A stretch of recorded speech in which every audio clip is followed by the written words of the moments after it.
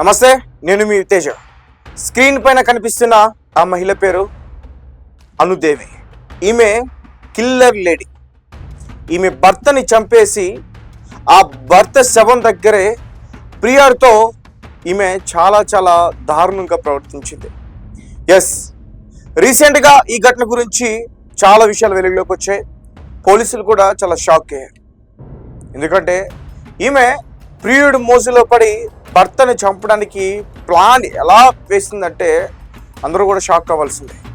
Right, దీనికి సంబంధించిన సమాచారం అంతా కూడా మనం క్లియర్గా తెలుసుకునేందుకు ప్రయత్నిద్దాం.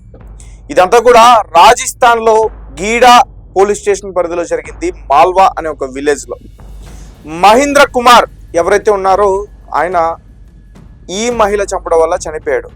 మహేంద్ర కుమార్ అలాగే అనుదేవి వీళ్ళిద్దరూ కూడా భార్యాభర్తలు. వీళ్ళిద్దరికి 3 సంవత్సరాల క్రితం మ్యారేజ్ అయింది. అయితే మహేంద్ర కుమార్కి అనుదేవికి కొన్నేళ్ల నుంచి గొడవలు జరుగుతున్నాయి. ఒకరిని ఒకరు అర్థం చేసుకోక చాలా గొడవలు జరుగుతూ ఉన్నాయి. మహేంద్ర కుమార్కి తన భార్య పైన అనుమానాలు కూడా వచ్చాయి. అంటే ఆమె ప్రవర్తన పైన కానీ ఆమె మాట్లాడుతున్న విధానం కానీ చాలా అనుమానాలు వచ్చే ఓపెన్గా తనని అడిగాడు. అంటే మీకు పెళ్ళి ఇష్టంతో చేసుకున్నారా, ఇష్టం లేకుండా చేసుకున్నారంటే ఆమె చాలా అబద్ధాలు చెప్పుకుంటూ వచ్చింది. నిజానికి అనుదేవికి పెళ్ళి అంటే ఇష్టం లేదు. సో అట్లా గొడవలు జరుగుతూ ఉన్నాయి. అత్తింటి వారు రావటం, సెటిల్మెంట్ చేయటం, మళ్ళీ అట్లానే జరగటం చాలాసార్లు ఇవన్నీ కూడా జరుగుతాయి.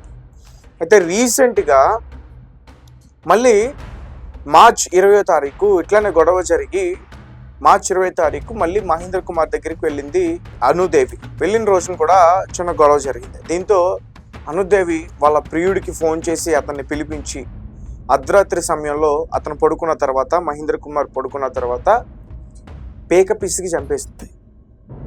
ఎస్, ప్రియుడితో హెల్ప్ తోటి ఆమె 2 చేతులతోటి అలా హస్బెండ్ పేక పిసికి చంపేసింది. దీంతో తర్వాత వాళ్ళిద్దరూ కూడా ఆ శవం పక్కనే చాలా ఎంత దారుణంగా అంటే అసలు ఒక పక్క భర్తని చంపేసి ఆ శవాన్ని పక్కనే పెట్టుకుని మంచం మీద దారుణంగా వాళ్ళిద్దరూ కూడా ప్రవర్తించారు. తర్వాత అక్కడి నుంచి పరారయ్యాడు ప్రియుడు. తెల్లవారుజాముసరికి మహేంద్ర కుమార్ ఇంట్లో నుంచి ఎంతసేపు చూసినా రావట్ల. దీంతో వాళ్ళ కుటుంబ సభ్యులకి అనుమానం వచ్చింది. ఏంటి మహేందర్కి అసలు ఏమైపోయిందని చెప్పేసి వాళ్ళు ఏం చేశారంటే తన కొడుకున్న ఎక్కడైతే ఉన్నాడో ఆ గది దగ్గరికి వెళ్ళి తలుపు కొట్టి తలుపు తీయకపోతే దాన్ని మొత్తం కూడా నెట్టి లోపలికి వెళ్ళి చూస్తే విగత జీవిలా పడి ఉన్నాడు. దీంతో వాళ్ళకి చాలా టెన్షన్ వచ్చింది, వీటికి ఏమైంది అని చెప్పేసి. దీంతో హాస్పిటల్కి తీసుకెళ్లే ప్రయత్నం చేశారు. అప్పటికే తన మెడపైన గోర్లతో గీయబడ్డ గాయాలు ఉన్నాయి. దీంతో వాళ్ళకి అనుమానాలు వచ్చాయి. అలాగే ఇంకొక పక్క వాళ్ళ గొడవలు కూడా జరుగుతూ ఉన్నాయి. ఈ మహిళ మాత్రం ఆమెకి ఏం తెలియనట్టు కనీసం భర్త చనిపోయాడనే ఒక ఏడుపు కూడా లేదు ఆమెకి. ఎమోషనల్ కూడా అవ్వలేక అట్లా బిగుసుకుపోయింది. దీంతో చాలా అనుమానాలు వచ్చాయి వాళ్ళ కుటుంబ సభ్యులకి. తర్వాత పోలీసులకి అనుమానం రావడంతో వీరిద్దరిని కూడా స్టేషన్కి పిలిపించారు. ముఖ్యంగా అనుదేవిని ఫస్ట్ ఆమెనే పిలిపించారు. ఆమె పొంతన లేని సమాధానం చెప్తుంటే పోలీసులకి ఇంకా ఆమె పైన ఉన్న అనుమానాలు పెరిగాయి. తర్వాత పోలీసుల యొక్క వారి శైలిలో ట్రీట్మెంట్ ఇచ్చిన తర్వాత నిజాలన్నీ కూడా కక్కింది. తర్వాత అమర్ ఎవరైతే ఉన్నాడో అమర్ రామ్ అతని గురించి విషయాలన్నీ కూడా చెప్పింది.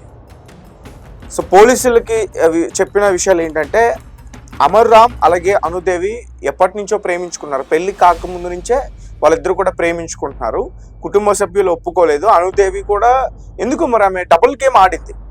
అంటే అమర్ రామ్ తోటి ఆమె వెళ్ళాలనుకుంటే వెళ్ళిపోవచ్చు, బట్ ఇక్కడైతే డబుల్ గేమ్ ఆడింది. అమర్ రామ్ కూడా ఒక గవర్నమెంట్ టీచర్. మరి అతను ఎందుకు ఇట్లా చదువుకున్న తెలుస్తుంది కదా ఇట్లా చేయడం నేరం అనేది, ఇట్లా చేస్తే ఎప్పటికైనా ఇబ్బంది అని. అతను కూడా ఇవేం ఆలోచించకుండా ఈమె మోసులో పడి ఈమె ఏం చెప్తుంటే అదే చేస్తాడు. మొత్తానికి వాళ్ళిద్దరిని కూడా పోలీసులు పట్టుకున్నారు, అరెస్ట్ చేశారు, రిమాండ్ని కూడా తరలిస్తున్నారు. కానీ ఈ ఘటన ఏదైతే ఉందో ఒక్కసారిగా ఆ ప్రాంతం అంతా కూడా ఉలిక్కిపడ్డారు. రీసెంట్గానే మనం చూస్తూ ఉన్నాం ఇటువంటి క్రైమ్స్ చాలా జరుగుతూ ఉన్నాయి. చాలా చెప్తూనే ఉన్నాం, దయచేసి మీ ఇంట్లో ఆడబిడ్డలకి ఎవరైతే ఇష్టపడుతున్నారో వారికి ఇచ్చి పెళ్లి చేయండి. ఇష్టం లేని వారితో పెళ్లి చేయొద్దు.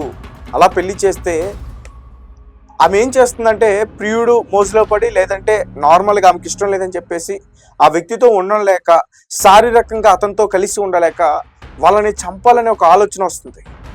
వాళ్ళ ఈ భూమి మీద లేకుండా చేయాలని ఒక ఆలోచన వస్తుంది. దీంతో అంటే ఏ పాపం చేయని ఆ వ్యక్తి ఏదో ఒక మంచి అమ్మాయిని చేసుకున్నానని ఆ వ్యక్తి మోసపోయి వాళ్ళ చేతిలో హత్య చేపడుతున్నాడు. వాడి జీవితం కోల్పోతుంది. వాడి జీవితంతో పాటు వాడిని నమ్ముకున్న పేరెంట్స్, తర్వాత పిల్లలుంటే పిల్లలు, వీళ్ళందరూ కూడా రోడ్డు మీద పడే పరిస్థితి. అంటే ఒక ఆడబిడ్డ చేసే తప్పు వల్ల, ముఖ్యంగా ఆడబిడ్డ తల్లిదండ్రులు చేసే తప్పు వల్ల మగవారు ఎంత వాళ్ళ ఫ్యామిలీ మొత్తం కూడా రోడ్డు మీద పడిపోతుంది, ఎంత ఇబ్బందులు పడుతుంది అనేది చాలాసార్లు కూడా చాలామంది చెప్తూనే ఉన్నారు. బట్ ఇలాంటివి రిపీట్గానే జరుగుతూ ఉన్నాయి. వాళ్ళ కర్మ, ఎవరైతే ఇష్టపడ్డారో వాళ్ళకి ఇచ్చి పెళ్లి చేసేయండి. వాళ్ళ కర్మ, వాళ్ళు బాగుంటే బాగుంటారు, లేదంటే లేదు.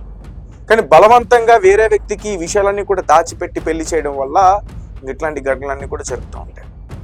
సో అనుదేవి కూడా మరి ఆమె కూడా చదువుకుంది, ఇష్టం లేదని చెప్పి గట్టిగా నిలబడి అమర్ రామ్ని పెళ్లి చేసుకునే ప్రయత్నం చేస్తే బాగుండు. బట్ మరి అంటే ఈమె డబల్ గేమ్ అండి. అంటే ఇటు మహేంద్ర కుమార్తో కావాలి, ఇటు అమర్ రామ్తో కూడా కావాలి.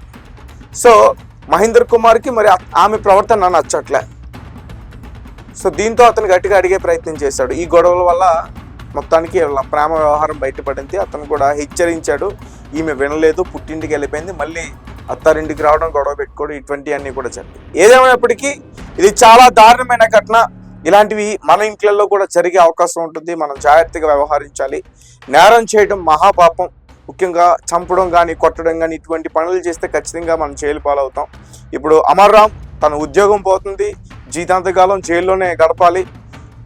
అలాగే అనుదేవి, ఆమె కూడా జైల్లోనే గడపాలి. ఎందుకంటే వాళ్ళిద్దరూ కూడా కలిసి ఉండరు, ఒక్కోసారిలో ఏం పెట్టరు. ఒక వ్యక్తిని లేకుండా చేసినంత మాత్రాన మనం కలిసి తిరగొచ్చిన ఒక భావంతో ఉంటారు. అట్లా ఏం ఉండదు. పోలీసులు పట్టుకుంటారు, ఎవరి జైల్లో వాళ్ళని పెడతారు. ఇద్దరు కలిసి ఉండొచ్చు అని అనుకుంటారేమో, అంటే ఇట్లా క్రైమ్ చేసే ముందు. బట్ అలా జరగదు. సో దీనిపైన మీ కమెంట్స్ ఏంటి, మీరేం చెప్తారు? ఇట్లాంటి ఘటనలు చాలా జరుగుతూ ఉన్నాయి, రీసెంట్గా కూడా జరిగినాయి. అంటే కేవలం ఆడబిడ్డలు మగవాళ్ళని చెప్పడం కాదు, చాలామంది మగవాళ్ళు కూడా ఆడబిడ్డల్ని హతమారుస్తూ ఉన్నారు. సో ఈ క్రైమ్ రేట్ చాలా పెరుగుతూ ఉంది.